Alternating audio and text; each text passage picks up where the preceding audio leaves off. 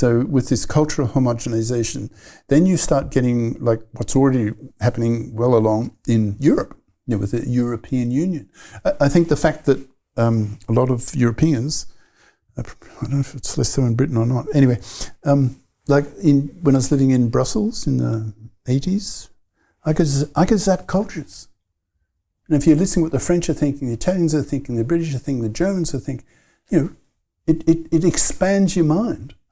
And so perhaps one of the major reasons why the Europeans are sort of ceding, giving up sovereignty, national governments are giving up sovereignty to a higher power, the European Union. Like I was in Paris the last 4 weeks, and I saw the European flag, the blue with 12 yellow stars circle.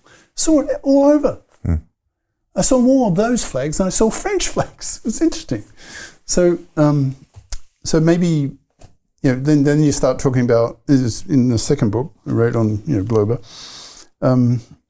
what are the routes or routes, American, towards a creation of a global state? Well, one big one would be expansion of the European Union. Like Sarkozy, former president of France, was suggesting, well, how about a Mediterranean Union?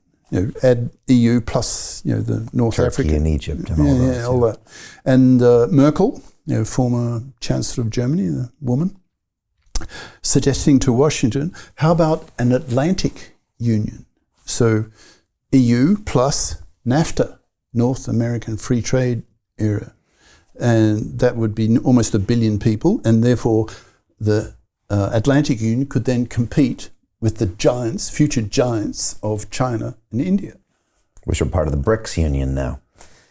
And they just expanded to Iran and Saudi Arabia and all these other countries. Which is now 21 countries, I think. So, if you ask yourself the question, what is it in history that determines the size of a political unit? Like, why was it before? Villages and then towns and cities and then countries, and now it's like unions, European Union. It's continental now. That's the size. There's a South American Union. There's an African Union.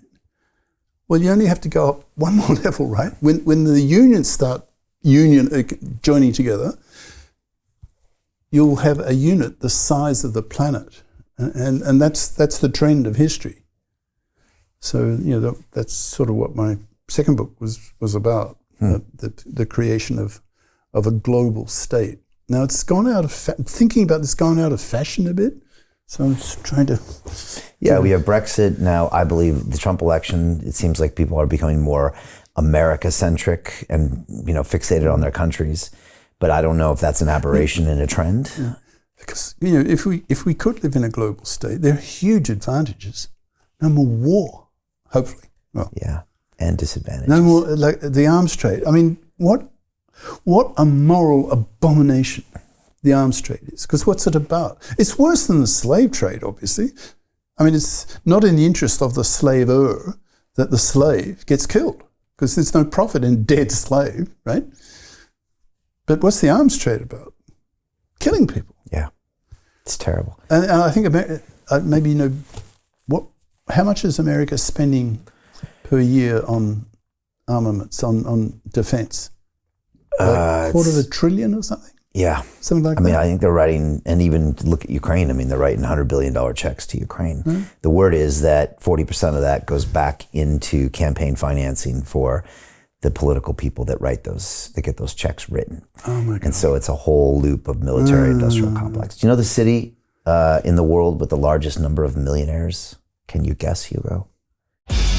The investment club gives us a chance to think about what wealth really is. It gives you the keys to open that door to the inside deals. We get 4 projects presented a week by their associated CEOs. The deal flow is beyond what I expected. I don't think I've ever seen a model like this that just gives average folks the opportunity to be behind the deals, and that's exactly what we've done. When I have questions, there's members of the club willing to support and help. Everybody's on the same wavelength. We just clicked. Everybody listened to each other, enjoyed their company. It was just magical. It's about educating and making possibilities for everybody in the world. Joining the investment club can bring you wealth, resources, community, and a more joyful time. It is one of the best decisions I've ever made.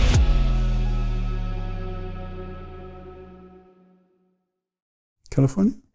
I thought it would have been maybe San Francisco. It's Washington, D.C. Oh my God. They call them Beltway bandits, and it's everybody making I've heard money. of that term, yeah. And it's basically through military-industrial complex. And so, yeah, the party that just lost the election, the word is that a lot of that money going there, using to kill people, first of all, it advances technology because you get to test your weapons, but also a lot of that money is just a machine, and it goes right back into people's pockets that facilitate it. And it's terrible. And like you said, maybe it's worse than the slave trade. I mean, they say 500,000 Ukrainians, military age young men are dead, Russians as well. Over what? Over what? So yeah, that globalist state will be there. I mean, historically, take the 30 Years' War in Germany in the 1600s. The passion, the basically religious wars. A third of the German population died. For what? For what? Yeah. So, ideologies dominate if you look on religions as ideologies. So sometimes I wonder, okay, this major conflict probably coming up this century over who should be dominant species.